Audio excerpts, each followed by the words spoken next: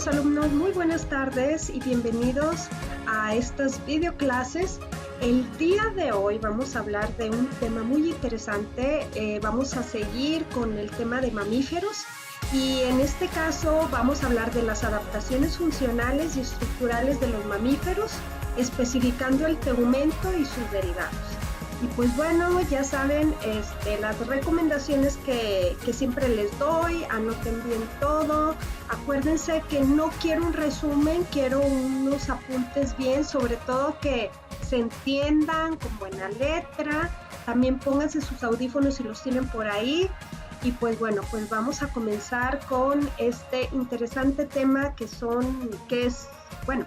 el cual vamos a hablar, que son las adaptaciones funcionales y estructurales de los mamíferos, ¿ok?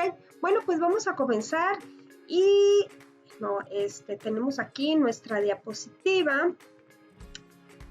Y bueno, vamos a hablar de estas adaptaciones, específicamente vamos a hablar de la piel y sus modificaciones en los mamíferos, que en sí en los mamíferos son un carácter distintivo y como intermediario entre animal y su entorno, la piel está fuertemente adaptada al género de la vida que lleva el animal. En los mamíferos la dermis es mucho más gruesa que la epidermis. Aquí lo podemos ver en este esquema. Ay, no está pintando nada. Ahí está. Bueno, aquí. Lo podemos ver en este esquema en donde tenemos la capa superior, que es la epidermis, tenemos la dermis, que es mucho más gruesa. Bueno, esto en comparación a otros grupos de cordados, y debajo de la epidermis tenemos la hipodermis. Tenemos que el pelo, como ya habíamos visto, es una estructura característica de la clase mamalia, de los mamíferos. Y bueno, aunque en nosotros, en el ser humano, pues no está particularmente como en otros mamíferos muy, por así decirlo, muy peludo, y en las ballenas tampoco se tiene mucho pelo. Aún así, hay algunas regiones en donde en estas especies pues abunda el pelo. Por ejemplo, nosotros lo tenemos en la cabeza, en otras áreas del cuerpo.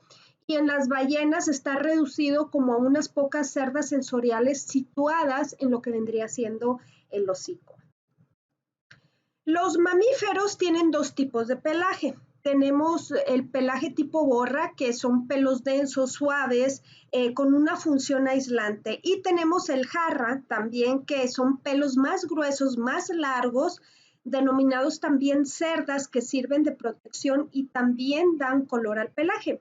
En el caso de la borra, bueno, su función es aislante, pero las cerdas, o sea, lo que es el pelaje jarra, se pliega sobre lo que vendría siendo la borra, formando una capa aislante protectora. Aquí podemos observar, aquí podemos ver, vamos a hacer una ampliación. Tenemos, por ejemplo, este es el corte transversal de un pelo en donde tenemos varias estructuras. Tenemos en el pelo lo que vendría siendo el núcleo o la médula. Tenemos también un haz de fibras.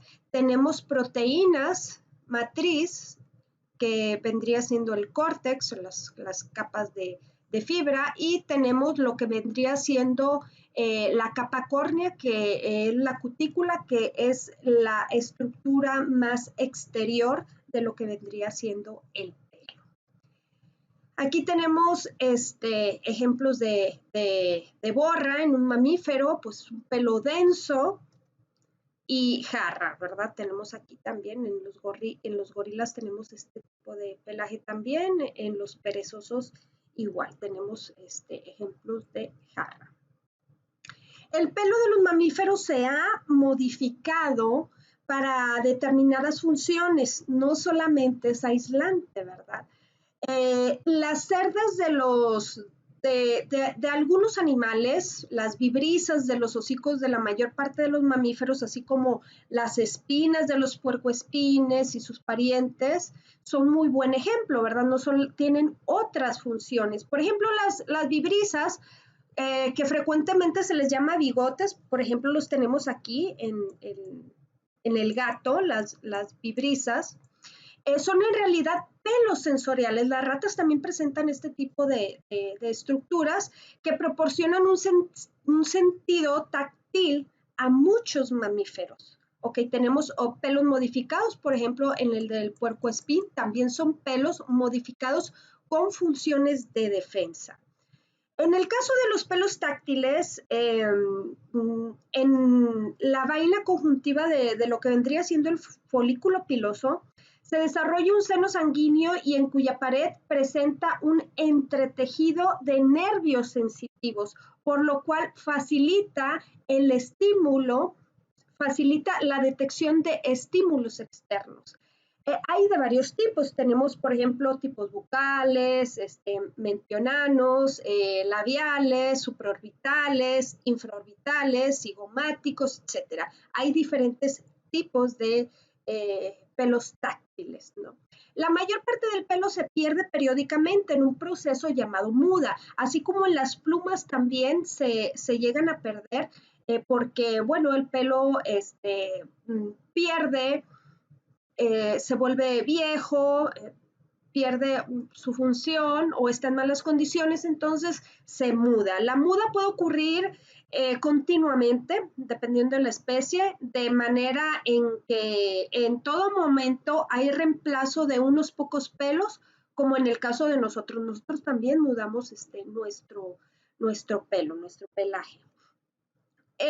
Existen también mudas estacionales.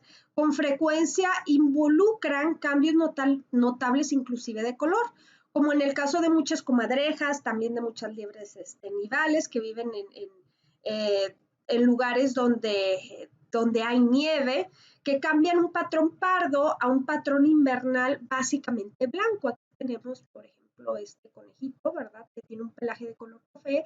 Y bueno, cuando se acerca el invierno, después muda y se vuelve blanco, ¿no? Para poder también, como una manera de mimetizarse contra, bueno, no mimetizarse, sino más bien pasar desapercibido en el medio ambiente. Las funciones del pelo. Bueno, la primera, la que todos sabemos, es la de termorregulación. Y bueno, el aislamiento sirve para conservar el calor, pero también, como en el caso de los animales desérticos, diurnos, tales como el camello, pues es para protegerse del calor excesivo, es para mantener o para protegerse del calor excesivo. También tenemos el caso del camuflaje. El pelo también, en la mayoría de las especies, el color es probablemente críptico, semejante al fondo del cual vive el animal. En algunos casos, como en las cebras o en el tigre. Por ejemplo, en las cebras, lo que pasa es que cuando las cebras están todas juntas, a veces los depredadores batallan para poder distinguir dónde empieza una cebra y dónde termina otra, ¿no? Y entonces es más fácil para las cebras protegerse de esta manera gracias a estas coloraciones. En el caso de los tigres es algo similar. Las rayas que tienen, ¿sí? Las rayas les permiten poder pasar desapercibido en el ambiente donde hay algunos juncos o algunas ramas que obviamente le ayudan a poder pasar desapercibido, y de esta manera, bueno, los tigres lo que hacen es pasar desapercibido para poder cazar a sus presas. Y bueno, el pelaje, pues este tipo de pelaje les ayuda muchísimo. Y tenemos la comunicación. El pelaje en la comunicación es muy, muy importante. También el pelaje brinda, mediante su coloración, un medio para hacer señales a otros miembros de la misma especie, inclusive de otras especies. En el caso aquí tenemos un venado. Bueno, aquí, ¿cómo podría utilizar el pelaje, la coloración de su pelaje? Bueno, la cola, esta colita blanca de los venados, cuando se encuentran todos, porque son muy sociables los venados, cuando todos se encuentran comiendo y de repente un venado levanta la cola mostrando el pelaje blanco de la cola que se encuentra en la parte ventral. Bueno, es una señal de cuidado, ¿no? Entonces, cuando se levanta su colita, bueno, les está diciendo a los otros miembros de su comunidad, ¿no? Que, bueno, deben de tener cuidado. En el caso, por ejemplo, de algunos lobos, de algunos gatos, utilizan también el pelo para comunicarse.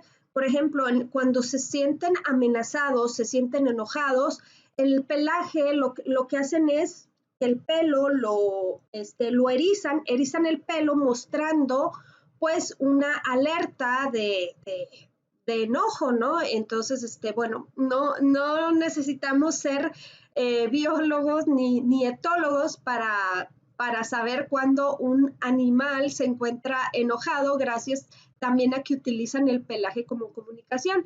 Aquí tenemos un gatito también enojado y vean cómo se encrispa o se eriza su pelo mostrando este tipo de señales. Otras señales, como en el caso eh, de los capuchinos, de los monos capuchinos, su coloración entre machos y hembras es muy distintiva. Por ejemplo, los machos tienen una coloración contrastante entre blanco y negro, en el cual, bueno, le dice a los miembros de su misma especie que son machos. Otro animal que utiliza esta coloración como medida, como señal o comunicándoles a otros organismos que deben de tener cuidado, pues son las mofetas o los zorrillos, ¿no? En el cual les indica que primero que cuando se acercan a él y él no se siente a gusto, ¿sí? Da una alerta en lo cual lo que hace es parar lo que vendría siendo erizar también su pelo y también tiene esta coloración contrastante que es blanco y negro, lo cual indica una señal de cuidado porque son colores pues contrastantes aposemáticos, ¿no? Y las funciones del pelo, bueno, también tenemos la protección. El pelaje también sirve para proteger a la piel de la abrasión y de los rayos UV, ¿no? De la radiación solar. Tenemos muchos ejemplos, por ejemplo, tenemos este armadillo. El armadillo, estas que parecieran ser escamas, pero en realidad no son escamas, son pelos modificados y lo que hace es tener esta armadura que protege al individuo de depredadores o del medio ambiente. Tenemos también estos pelos modificados como púas, lo cual le ayuda al puercoespín a poder protegerse de sus posibles depredadores. Tenemos aquí pues el desafortunado caso de algunos perros que se han atrevido a poder acercarse a estos animales y lo que hacen es que estos pelos modificados como púas pues se incrustan en lo que vendrían siendo pues el rostro y provocándoles un dolor enorme, ¿no? También tenemos los erizos también tienen algo muy parecido a lo que vendrían siendo los puercoespines, ¿no? Sensoriales, bueno, esto ya lo habíamos dicho, proporcionan mediante vibrisas especializadas sentidos del tacto, usando como, por ejemplo, para la localización de presas y también para poder conducirse en la oscuridad, sobre todo las ratas, los ratones, los roedores. Por ejemplo, en las ratas caseras, ¿verdad? Casi siempre cuando nos encontramos una rata por ahí casera, no lo encontramos en el borde de las paredes, ¿no?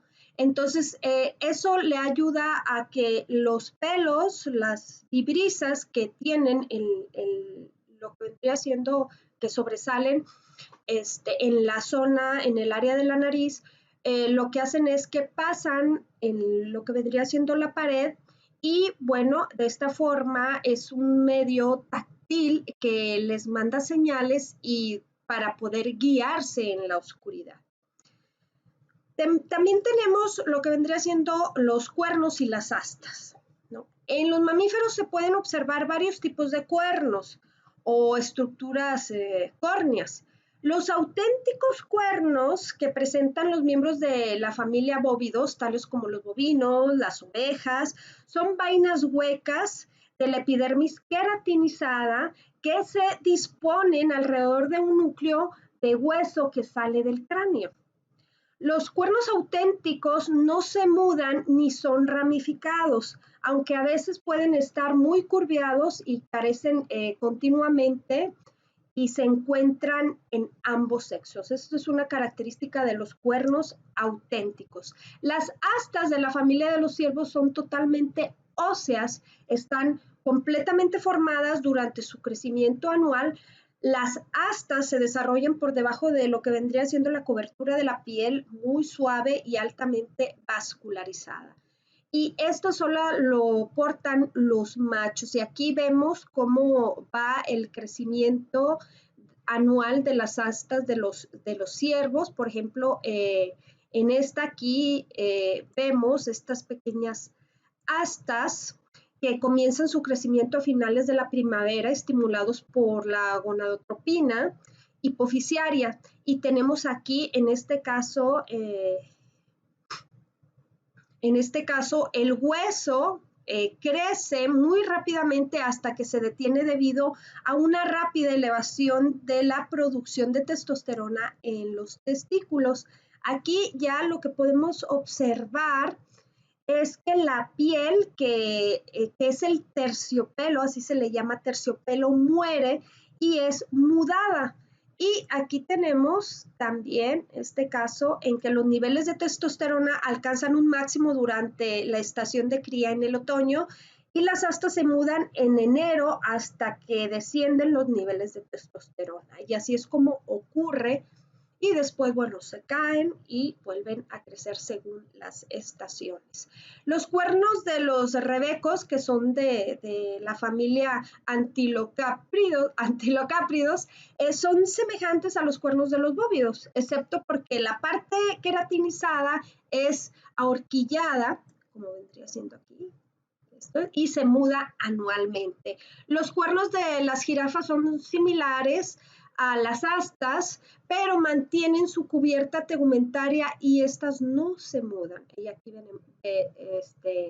vemos, ¿verdad?, cuáles son estas. Son en realidad no son cuernos, son astas. El cuerno de los rinocerontes consiste en fibras córneas con respecto del pelo, que se originan en papilas dérmicas y se cementan juntos para formar estos cuernos, aunque no están unidos al cráneo. Y bueno, vamos a pasar a hablar ahora de las glándulas. Y los mamíferos tienen la mayor variedad de glándulas tegumentarias de todos los vertebrados. La mayoría pueden encuadrar en una de estas 4 categorías, que son anótenlas bien, 4 categorías, que son sudoríparas, odoríferas, sebáceas y mamarias. Todas son derivadas de la epidermis. Las glándulas sudoríparas son glándulas tubulares simples y muy plegadas que aparecen en bastantes partes del cuerpo en la mayor parte de los mamíferos y no existen en otros vertebrados. Es una característica distintiva de los mamíferos. Pueden distinguirse 2 tipos de glándulas sudoríparas, las ecrinas y las apócrinas. Las glándulas ecrinas segregan un sudor acuoso que cuando se evapora sobre la superficie de la piel absorbe el calor de la piel y la enfría. Aparecen en regiones carentes de pelo, especialmente en las palmas de las manos, en la palma de los pies, en la mayor parte de los mamíferos. En la mayor parte de los mamíferos se encuentran estas glándulas en lo que vendrían siendo la palma de las manos y de los pies. Aunque en los caballos y muchos primates también están dispersas por todo el cuerpo, ¿no? Pueden estar muy reducidas o incluso faltar en los roedores, los conejos y también en las ballenas. Las glándulas sudoríparas ecrinas, bueno, abundan en la totalidad de la piel, en la frente, en las palmas, en las plantas inclusive hay de 3 a 4 millones y miden de 0.4 milímetros de diámetro. La función pues es la termorregulación. También tiene sustancias de excreción del cuerpo que intenta eliminar y funcionan poco después del nacimiento y excretan sudor y pueden producir hasta 10 litros del mismo al día bajo condiciones extremas. Entonces, bueno, estamos hablando de estas glándulas en el hombre, ¿ok? En el ser humano. Las glándulas apócrinas desembocan en el folículo polisebáceos saliendo del exterior y su contenido junto con el sebo. Aquí no se llega a ver muy bien. Bueno, estas glándulas apócrinas son poco numerosas y se localizan en el ser humano en las axilas, en el periné, en el pubis, en el conducto auditivo externo y en el párpado o en los párpados. Estas glándulas son las encargadas de las secreciones de las feromonas. Las glándulas mamarias son una, glándula sudorípara apócrifa, no es apócrifa, apócrina modificada. ¿Okay? Los niños antes de la pubertad tienen un olor diferente a los adultos, ya que no producen sudor apócrino y su secreción sebácea es menor. Por eso, ya cuando entran a la adolescencia, ya los adolescentes pues ya tienen un olor mucho más fuerte. Las glándulas apócrinas no tienen nada que ver con la regulación térmica, pero su actividad se sabe que está relacionada con la determinación de aspectos de la reproducción, como la etapa del ciclo sexual y la receptividad de la hembra o el grado de madurez y parentesco de los individuos de una especie. Las glándulas odoríferas existen prácticamente en todos los mamíferos, con localización y funciones muy variadas. Son utilizadas en la comunicación con los miembros de la misma especie para marcar territorio, para señales de aviso y como defensa. Y aquí tenemos, por ejemplo, a los gatos. Los gatos les gusta mucho, por ejemplo, marcar las áreas donde se sienten pues, más a gustos o su territorio. Por eso a veces cuando le caemos bien a los gatos, lo que hacen es marcarnos y nos pasan por su cuerpo, sobre todo lo que es el rostro, en donde tienen algunas glándulas también que le ayudan a marcar pues a sus humanos, ¿no? O a cualquier otro objeto por ahí que se encuentren dentro de su territorio. Estas glándulas se localizan en las regiones orbitales, metatarsianas, interdigitales en el caso de los ciervos, por detrás de los ojos, también en las regiones prepuciales del pene, también los podemos encontrar ahí, como en las ratas almizcleras, en los castores, en muchos cánidos también, en la base de la cola, por ejemplo, en los zorros, en los lobos, en la región occipital, en los dromedarios y en la región anal, en el caso de los zorrillos o de los zorros. Las glándulas sebáceas están íntimamente asociadas con los folículos pilosos. Aunque algunas son libres y se abren directamente a la superficie, el tapizado celular de la propia glándula se descarga durante el proceso de secreción, por lo que se debe de ser renovado en la siguiente ocasión. Estas glándulas, estas células glandulares se dilatan con acumulaciones de grasa y posteriormente mueren y son expelidas como una mezcla grasienta denominado sebo dentro del folículo.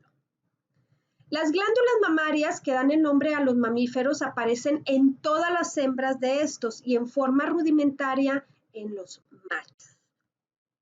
En la mayoría de los mamíferos la leche sale de las mamas a través de los pezones, pero en los monotremas, que vendrían siendo los ornitorrincos, carecen de ellos y simplemente segregan la leche en una depresión del vientre de la madre donde es lamida por las crías. Y bueno, pues vamos a dejarla hasta ahí, chicos. En la siguiente clase vamos a hablar de las características generales de la clase de mamíferos o de la clase mamalia. ¿Ok? Bueno, pues es todo, me despido y bueno, espero que hayan disfrutado la clase. Me fue un poquito más rápido para que se hicieran más cortos estas videoclases. Igual si tienen alguna duda, alguna pregunta o algún comentario, bueno, pues ya saben, pueden mandarme un mensaje por WhatsApp, a través de la cajita de comentarios de mi página web, a través de la caja de comentarios de YouTube o en nuestro grupo de Facebook. Muy bien, chicos, bueno, pues me despido, espero que la pasen bien y nos vemos en la próxima videoclase. Hasta luego, bye.